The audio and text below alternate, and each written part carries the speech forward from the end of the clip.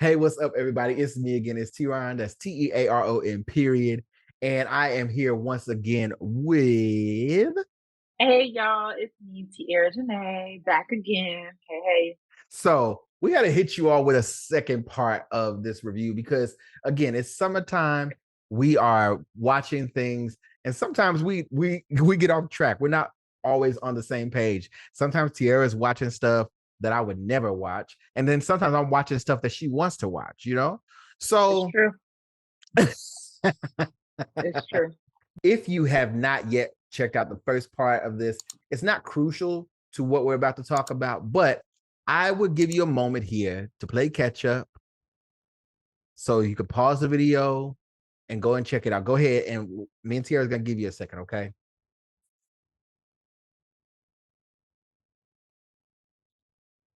All right, they should have watched it by now. If they haven't watched it already, I mean, come on. Tiara, what's going on, baby? Listen, let's talk about what's going on with you, because you said your summer you just been chilling, but you forgot to tell the people that you did have a birthday. Another year around the sun. Don't do that. Don't do that. You know what I've come to realize about birthdays is that it just means you're that much closer to dying. Well, that's morbid. Okay. Yeah. And I'm not ready for that yet. I got things I want to do. Well, this took a turn. Wow, this took a turn. All right. Well, and that note. This took a turn. Wow. As we're recording this, I've had a birthday, but you have one coming up, right? Any plans that are less morbid than my POV? Absolutely, yes. But I will talk about them after. Oh, after they're done. Okay. Yeah, so we're gonna hold her to it, okay? On the next thing we review, the very first thing she needs to tell us is what she did on her birthday. No problem. Right? No problem. I'm not like you, T. I enjoy birthdays. I'm not like you. I love them. You know that I love them. It's just nope. It's getting dark. Getting dark again. Well, speaking of dark, I want to get into this review of what I've been watching. Okay. So while you were watching the romantic comedy situations, I was watching something up completely different than that. Okay. All right. So I recently watched the number one film on Netflix, and that is They Cloned Tyrone. Where the money at? I'm an entrepreneur. I work in the spirit of the pimp game. You know your girl gotta know what's going on in these streets.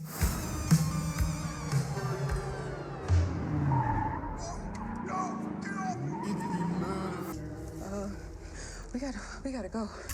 Let's get it, man. Tiera,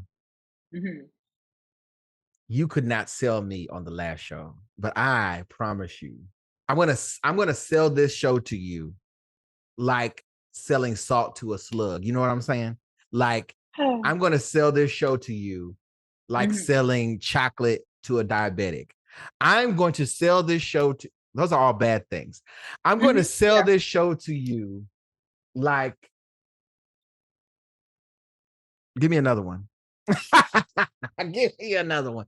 What's like a good cake to a fat kid? Is it the same? No? Okay. I'm going to sell this show to you like selling Plan B to a prostitute. Oh my God. On the South Side. Oh my God. With a gunshot wound in her big toe. Oh my God. And 5 kids at home who are all latchkey, who eat hot Cheetos and watch old episodes of Rugrats.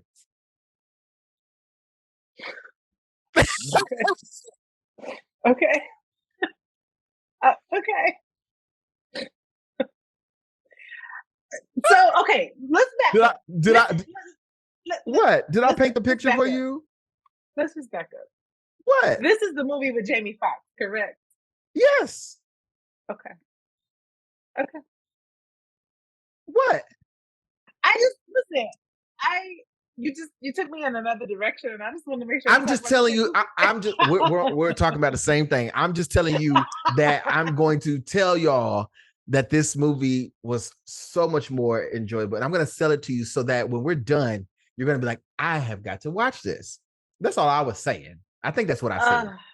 Okay. But speaking of Jamie Foxx, we know that recently Jamie Foxx had a health scare that was a whole thing in the media, a whole thing in the news. And I think part of the reason that this movie has shot up the way it has and everyone's watching it is because this is sort of, I feel like this was recorded, of course, everything was filmed a while ago, but this is us seeing a Jamie Foxx featured film, since that happened. So we now know that he is doing well and he's, on track to being better. But this was sort of that return film, if you will. And I think that helped boost it up in a way. But you'd be surprised to know that Jamie Foxx is more of just a supporting character in the film. He's not the main character. The main character in the film his name is Fontaine, and Fontaine is played by John Boyega. Okay. Now, John Boyega, I'm gonna lay off of the Black British actor narrative. Don't start. Y'all know now. Anybody who listen, I've had the conversation before online on the podcast in very different ways, but I'm gonna lay off because I enjoyed the hell out of this movie, okay? But I'm not. But if I'm just saying, Tiera, you know, there's a whole thing. I know. And I ain't gonna get into it. Don't get started. Don't you start it. Don't you do it. I want to start with this. I want to ask you a question, and you just give me an answer, and then we'll go further into this, okay? Do you remember the movie Undercover Brother with Eddie Griffin? Came out in like 2003, sort of 2002, maybe. You remember that? Oh, yes, I do. So Undercover Brother, the reason I even bring that up is because I feel like They Cloned Tyrone is existing from the soil that Undercover Brother fermented. Okay. Okay. So with that being said, question. Sorry. No, go ahead. That being said, is it a comedy? It is a comedy. It's a satire. It is a comedy. It is satirical, for sure. But it's also dark and it's very clever. This is what makes you hold on. So if you remember Undercover Brother, that movie, it was all about it's way sillier than what They Cloned Tyrone is, but that movie was all about making a long form joke out of like the things that Black people consider to be conspiracies, right? Everything being controlled by the man, and that was the whole thing. So there was a secret organization of Black people who were fighting the man and fighting the system, right? So that was the whole thing. And that's why I say it ties perfectly into this in a way where there is a secret society that is like running things, okay? And they infiltrate the Black community in very very stereotypical ways, right? For example, give me an example. I'm gonna give you an example. So in Undercover Brother, there's a scene where, and I'm gonna keep tying this back in because I feel like whoever wrote this film was a fan of that, and they used some elements of that to. I do feel like there were nods to it on purpose. So there's a scene in Undercover Brother where the Brotherhood, which is a secret organization of Black people, they're meeting and they're just like having a think tank, if you will. They're trying to figure out what's going on, blah, blah, blah, blah. And they finally realize, hold up, how are they like mind controlling? There was a character, it was Billy D. Williams' character. They were like, how are they controlling this man? And, you know, all this stuff. And they realize, they're like, hold up. So, you know, they're breaking it all down. They're like, the chicken. It's the chicken. Right? And in the scene, Dave Chappelle is eating his piece of chicken. He's like, huh? And he spits it out and he's freaking out. You know, there's a whole thing. Yeah. And why is that? It's because Black people eat fried chicken, right? That's the trope. So this movie takes that and expands on it, is what I feel like. It's dark. Again, it's John Boyega's the main character, Fontaine. And Jamie Foxx's character, his name is Slick Charles. Slick Charles is a pimp. Keep talking, goddammit. You keep talking, I'm gonna slip out of this Goodwill suit and slap that fake ass wig off your peanut-shaped ass head with nothing but my Gucci boxes on and be back in this coat before it gets wrinkled. And you know I can do it. Oh, here you go with this ninja pimp shit. And one thing that I noticed, once the film kind of rolled through and got to the end, I was like, this makes sense, is that there was a meshing of like eras. Like Jamie Foxx's character was a 70s flavored pimp. He had, you know, big sideburns. His essence didn't fit the times, right? Mm-hmm. And I was like, okay, that's a bit odd. He even drove like a old school car and all this stuff. But I was like, because at first I was like, okay, well, what time period is this movie in? But then Teyonah Paris's character, she plays a character called Yo-Yo, who is a prostitute for Slick Charles. And she's basically always talking about how she's gonna get out of running the streets and stuff, and how she's basically set up her mission. And she's like, you know, I know all that other stuff ain't working out, but blockchain is where it's at. Blockchain's the future. And I was like, okay, she's talking about blockchain and she's talking about cryptocurrency. Mm-hmm. So this must be modern, right? Right. So that's how I knew that there was a meshing of time. So I thought that was funny and clever, because then Jamie Foxx gets to play this sort of off-colored character, you know, with the modern scene. So that was fun. Mm-hmm. And how they all come together is quite interesting. So not even very, again, it's all in the title, so I don't think I'm ruining this for anyone. So again, John Boyega's character's name is Fontaine. He is not Tyrone. Mm-hmm. Okay. Mm-hmm. But he is Tyrone. But we'll get into it. They take typically negative casted characters like a pimp, a prostitute, and a drug dealer, and they flip it. They make it really fun. And that was really clever, because we see, you know, Black people playing these roles all the time. It's like, this is annoying. I don't, want to see this. It's true. So I was like, how are y'all going to hold me? Because I don't want that. But they quickly got us out of that immediately. So 12 minutes into the movie, Fontaine ends up getting set up, and Fontaine gets killed, right? So I'm like, okay, what's about to happen here? So it's a whole thing. But immediately the next scene, we see Fontaine waking up in a panic, right? But he's waking up and he's like touching himself. He's like, yo, he's unscathed. All right. Mm-hmm. Mm-hmm. And he goes on his usual routine. He gets up in the morning, he goes to the liquor store, the corner store in the hood. There's a wino that sits outside. The wino sees everything. Okay. Which is another common trope in films. So nobody but listens to him because he's a drunk man and all that stuff. But he sees everything. He knows what's going on in the neighborhood and all that stuff. Well, Fontaine, he sees something eerie happening, and that is there's a young man walking up the street, and the young man he's limping. He's got blood on him, so he's obviously looks like they're in the hood. This guy's probably been stabbed or shot or whatever. Well, he's walking up the street, and Fontaine's looking, and he's like, he's paying attention in a way that nobody else is.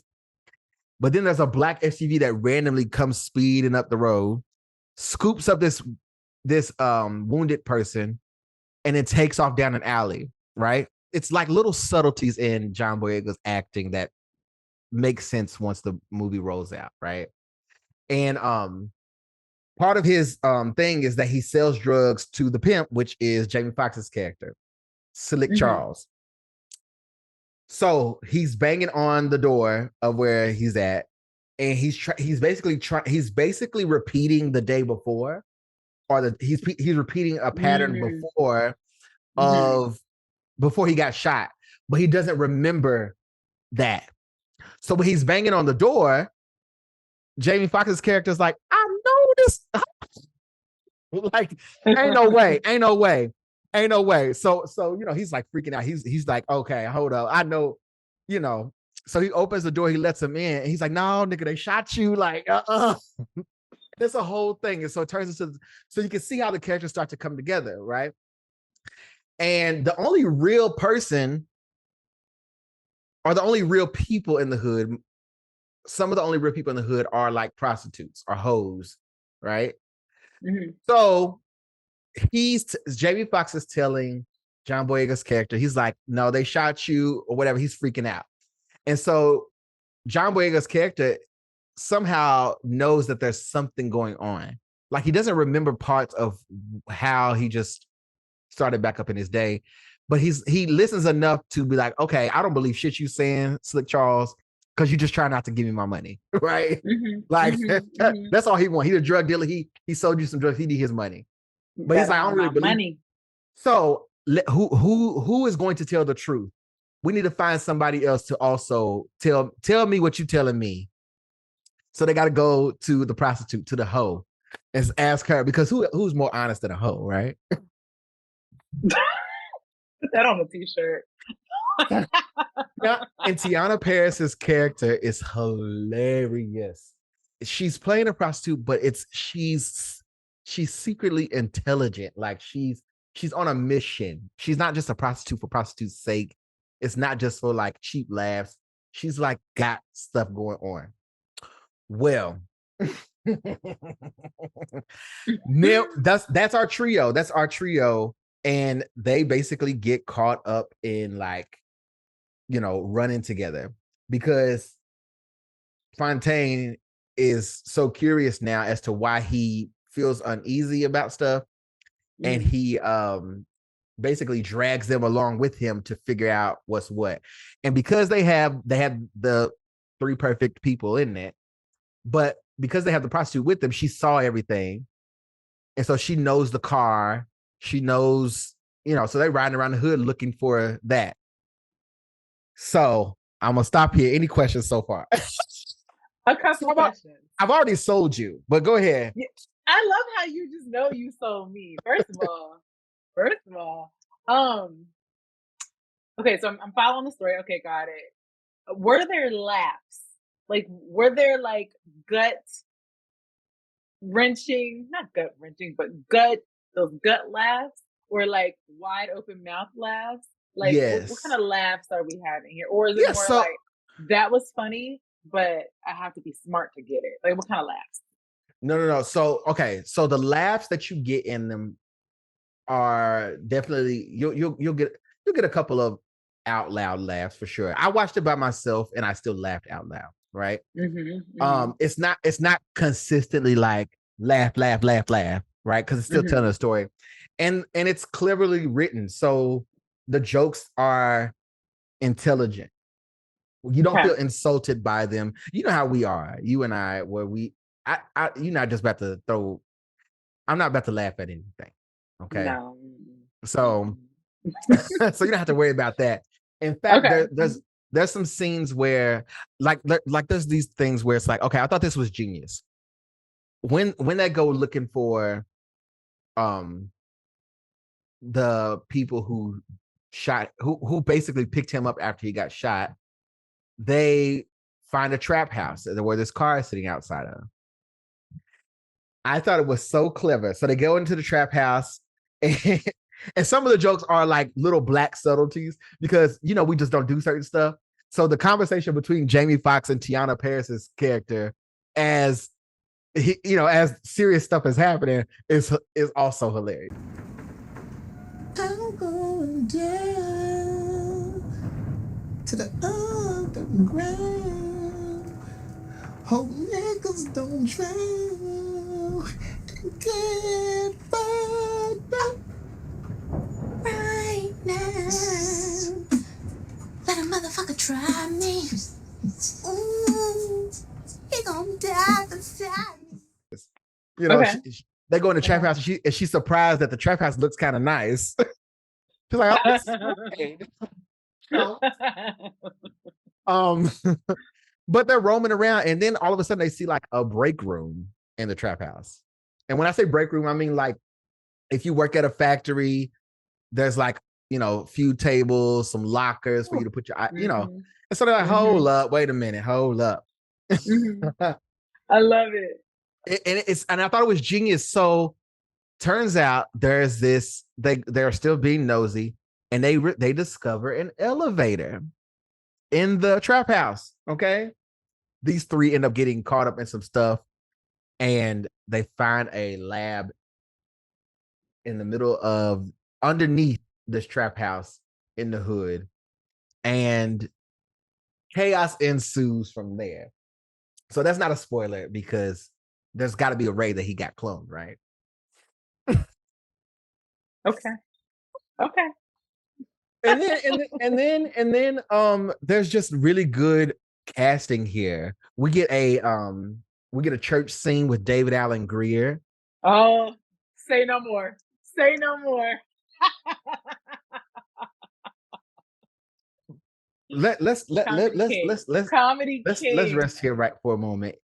Comedy Flowers on flowers on flowers on flowers. Yes. David Allen Greer is literally someone who you can tell he's really into his craft, and he has been for all these years. Yeah. Super hilarious, but he's done Broadway. He's done, like, he does all the things, and I think I think that he occupies a space where he's not so overly famous that he can't enjoy his fruits. Do you know what I mean? But if any of us seen him in public, we'd be like, you know, there are a bunch of Black people conspiracies, right? There are a bunch over time. There have been Black conspiracies in the community. Some are ridiculous, like the Illuminati stuff, or like Jamie Foxx being a clone. Sorry, go ahead.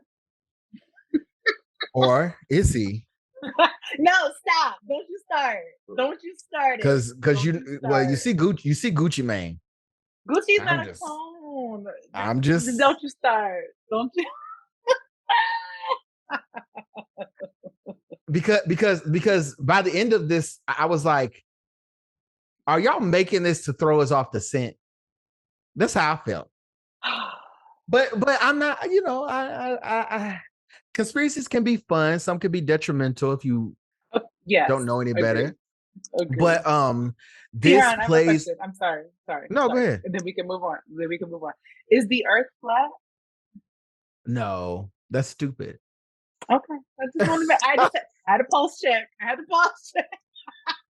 Pulse check. We're good. You really trying me today. But what we find is that what makes the movie fun in its adventure is that there are a bunch of Black people conspiracies that get confirmed in the movie. And that's what moves it along. And one other thing that I think is hilarious is that anytime that there's like shady stuff going on, there's at least in this place, which is called the Glen. That's the name of the hood. At least in this hood, when there's little shady stuff going on, there's always like some random white person running a place that has like Black hair. Like you'll see different characters.